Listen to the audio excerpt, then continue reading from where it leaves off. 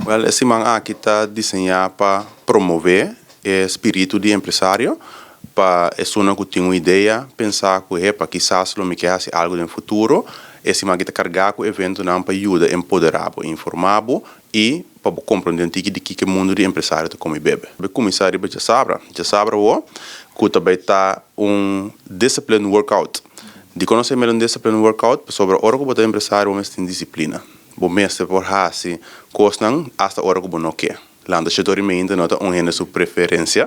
Dus o evento da setormente é porque Plastic Warehouse, junto com os branding partners Valid Experience, nós também temos mente trempang para quem é sangue, então assim mostra também a disciplina se você tem interesse de vir empresário.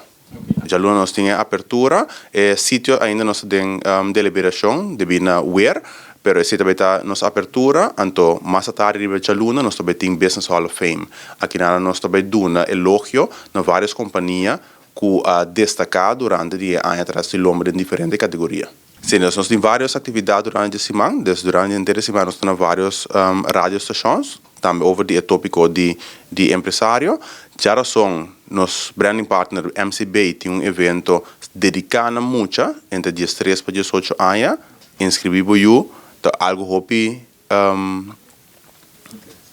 interessante para você começar a ideia que o empresário é uma opção que é oportuna no futuro.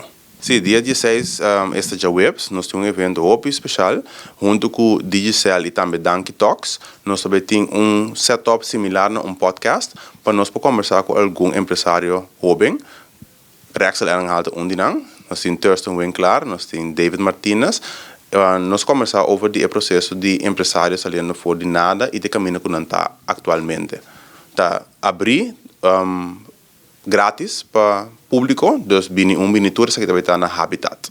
Bom, dia 17 nós temos Future of Work na idioma espanhol.